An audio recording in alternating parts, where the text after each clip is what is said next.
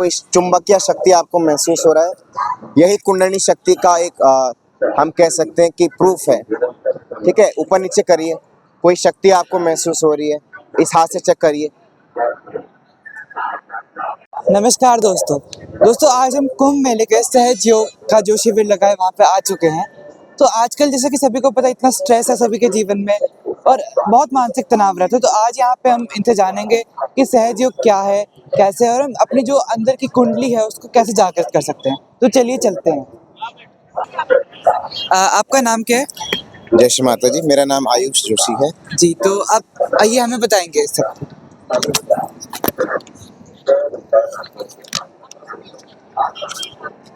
Okay, ये जैसा कि आप देख रहे हैं, सहज योग द्वारा स्वयं को पहचानो। जब हमने जन्म लिया, माँ के गर्भ में हम थे और सभी जानते जब माँ के गर्भ में थे तो हम भ्रूण के रूप में थे। हमारा भरण पोषण माँ से ही होता था। एक माँ हमारी होती है सांसारिक माँ जिसने हमें जन्म दिया, एक माँ हमारी होती है व्यक्तिगत कुंडलिनी माँ जो त्रिकोणाकार अस्थि में रीढ़ की हड्डी में स्थापित होती है।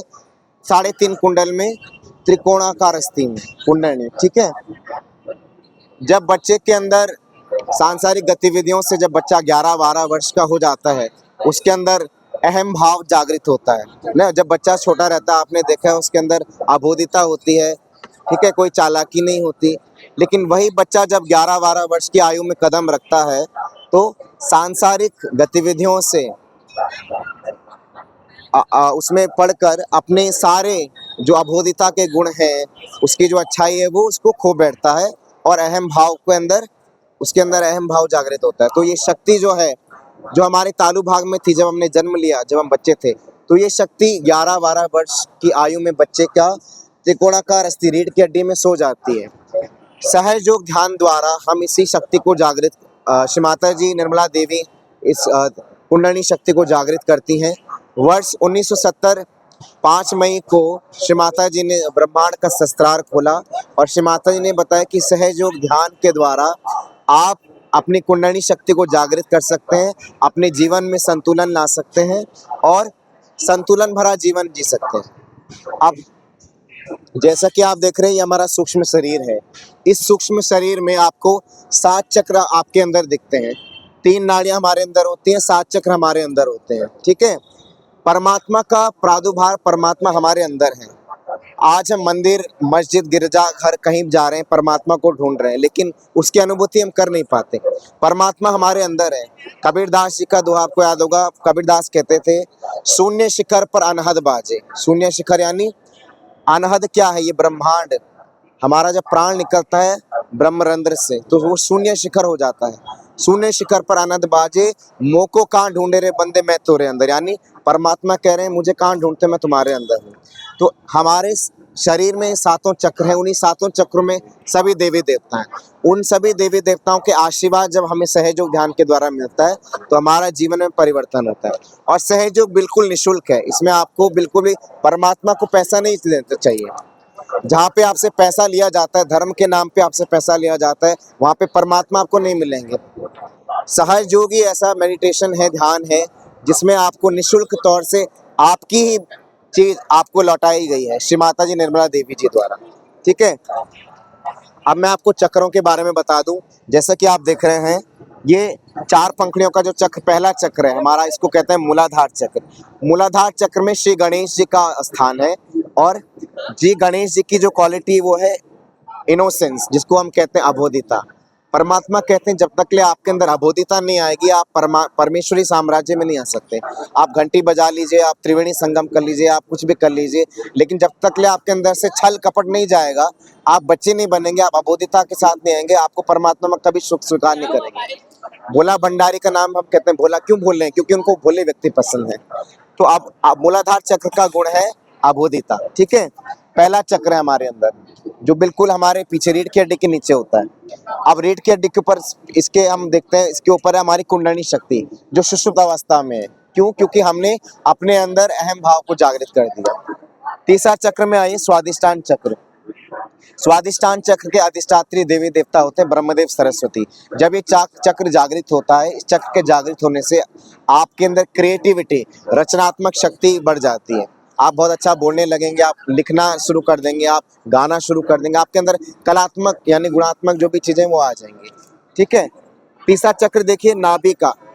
जिस घर में पति पत्नी की इज्जत नहीं करती और पत्नी पति की नहीं करते, तो उस घर में कभी पैसे की बरकत नहीं होगी।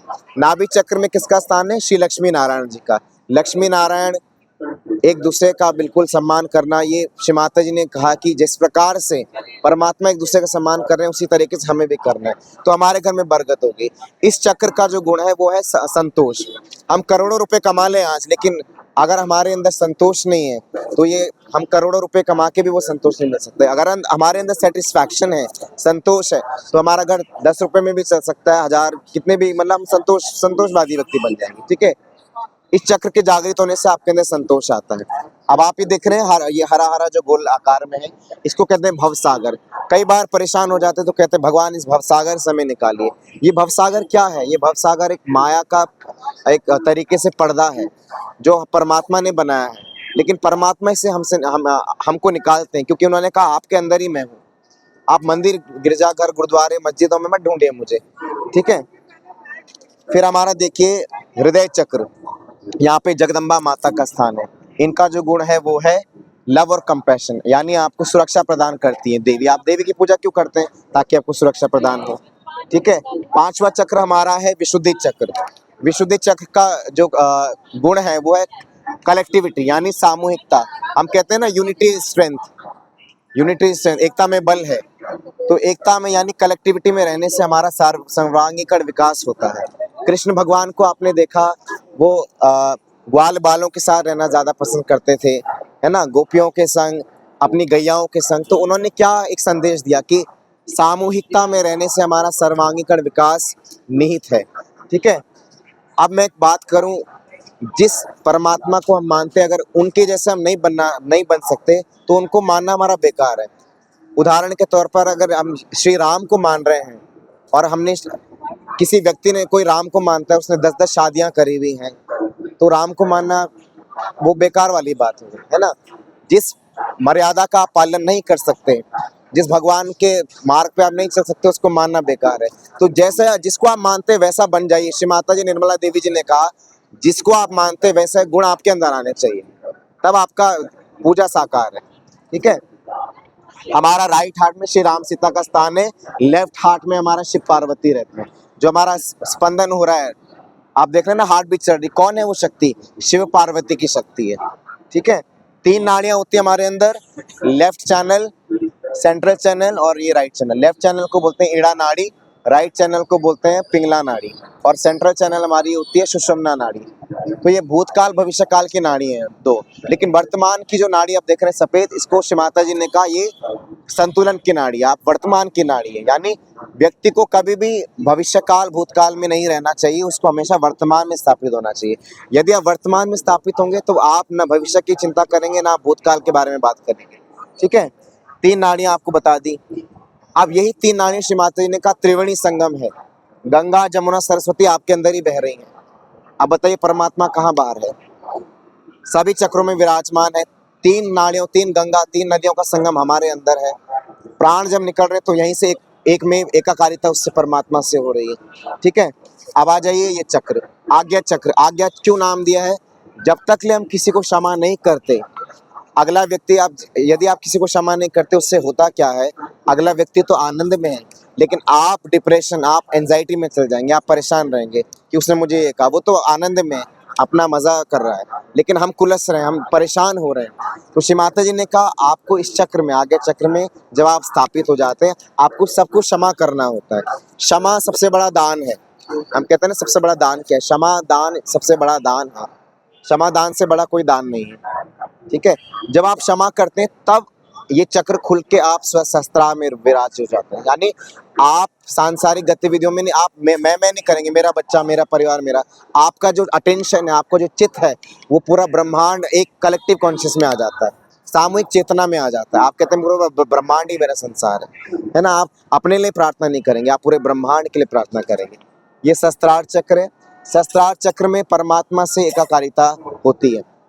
भगवान राम जब अपने शिक्षा काल में अपने गुरुओं के पास जब गए तो उन्होंने भी उन्हें कुंडलिनी के बारे में बताया कि आप हमारे अंदर कुंडलिनी का एक शक्ति होती है और उस कुंडलिनी शक्ति से हम क्या कर सकते हैं, अपने मन पर काबू कर सकते हैं। उस कुंडलिनी शक्ति के बदौलत से हम क्या कर सकते हैं, संतुलन भरा जीवन जी सकते हैं।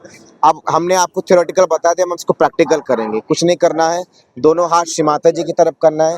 श्री माता जी की तरफ क्यों करना है? क्योंकि माँ की फोटो, माँ का जो चित्र है उसमें अल्फा ओमेगा जितनी भी रेज हैं वो एमिट होती है और 120 देशों में सहयोग हो रहा है और साइंटिफिकली प्रूव्ड है।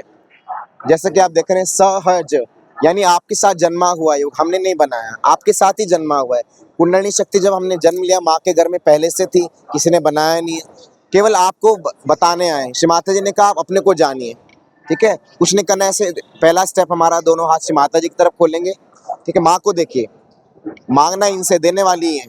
दोनों हाथ खोल के माँ से मांगना है, ठीक है, कि श्री माता जी मुझे मेरा आत्म साक्षात्कार दे दीजिए, मेरी कुंडलिनी शक्ति को जागृत कर दीजिए, क्योंकि देने वाली श्री माता जी हैं।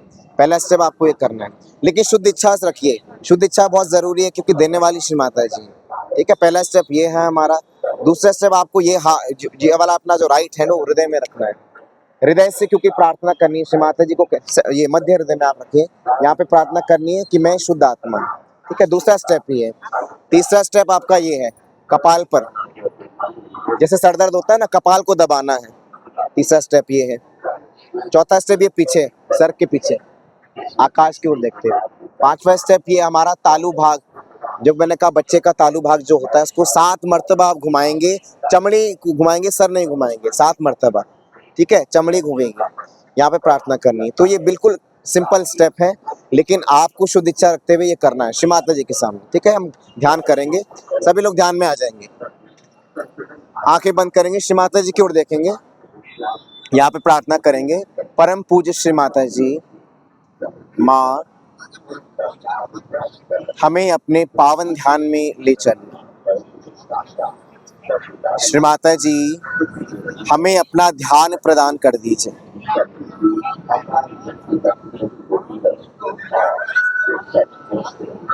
श्री माता जी हमें पूर्ण रूप से निर्विचारता की अवस्था दे दीजिए।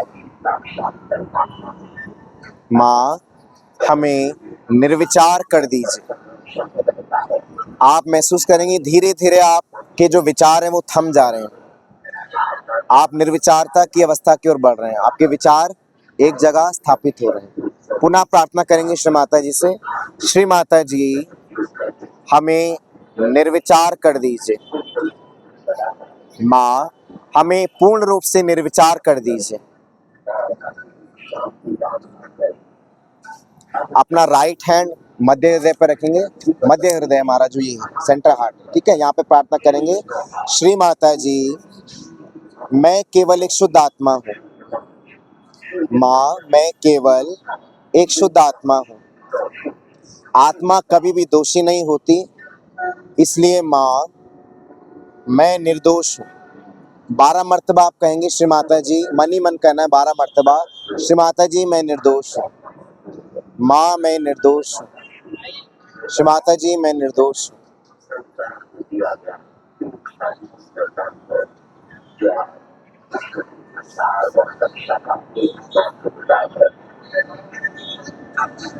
श्री माता जी मैं ना मन हूँ, ना बुद्धि हूँ, ना शरीर हूँ, ना अहंकार हूँ।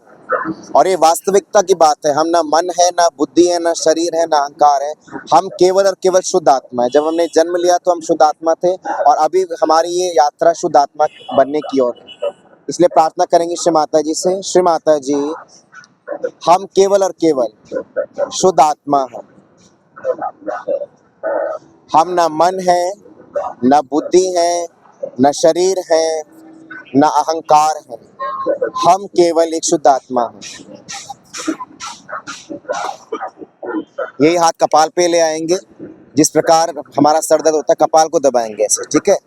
यहाँ पे क्या प्रार्थना करना है आपको, श्री माता जी मैं सभी को क्षमा करता हूँ, श्री माता जी हम सभी को क्षमावान बना दीजिए।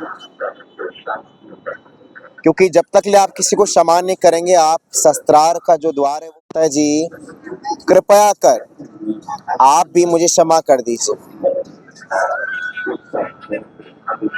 अभी हाथ अपना ये गर्दन के पीछे ले जाएंगे, आकाश की ओर देखेंगे, माँ से प्रार्थना करेंगे। जिस किसी को भी आप मानते हैं, हम आपके ऊपर लाद नहीं रहे हैं। श्री माता जी कह सकते हैं, परमात्मा कह सकते हैं, परमेश्वर कह सकते हैं, ठीक है। श्री माता जी, आपकी शान के विरुद्ध यदि हमसे कुछ कार्य हुआ हो तो हमें क्षमा कर दे। हे परमपिता परमेश्वर, आपकी शान के खिलाफ यदि हमसे कुछ कहा गया हो, कुछ देखा गया हो, कुछ सुना गया हो, तो हमें क्षमा कर दे। हमें क्षमा कर, हमें पूर्ण रूप से क्षमा कर।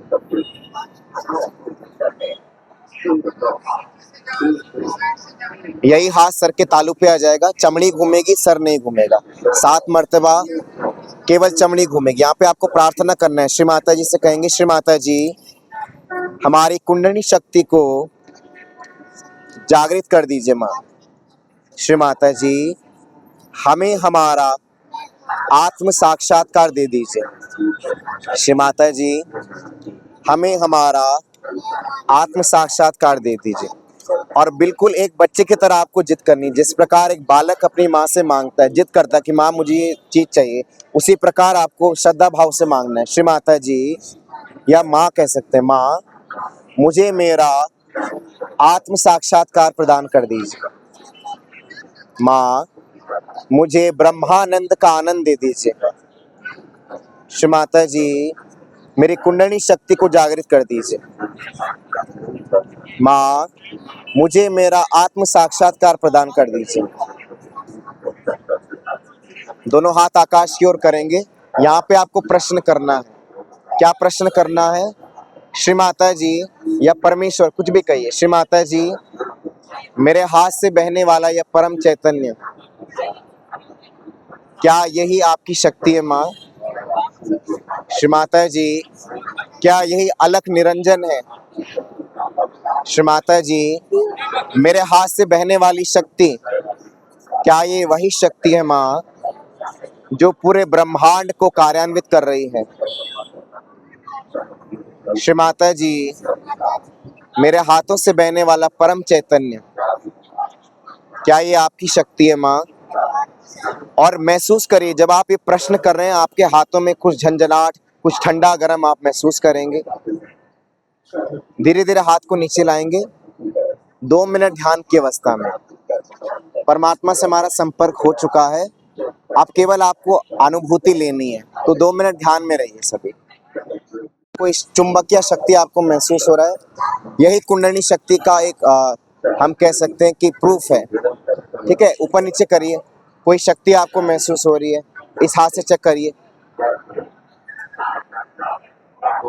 केंद्र बिंदु देखिए, बहुत सूक्ष्म होता है, क्योंकि ये जब हम माँ के गर्भ में थे तभी भी सूक्ष्म था और अभी भी ये सूक्ष्म रहेगा। इस हाथ से देखिए,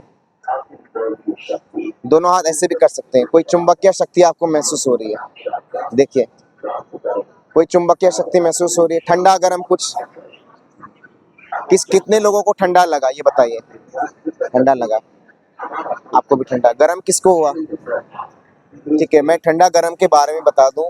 गर्म हवा निकलना, यानी आपके अंदर जो नकारात्मक ऊर्जाएं थी, ठीक है, नकारात्मक ऊर्जाएं कहने का अर्थ है कि जो भी आपके ऐसे गुण थे जो चक्र में आपके ब्लॉकेजेस थे, फॉर एग्जांपल मैं कहता हूँ मूलाधार या स्वादिष्टान या जितने भी सातों चक्र, उनकी जो भी ब्लॉकेजेस थे आज वो निकल गए, इसलिए वो आपको गर्म हवा महसूस हो रही है।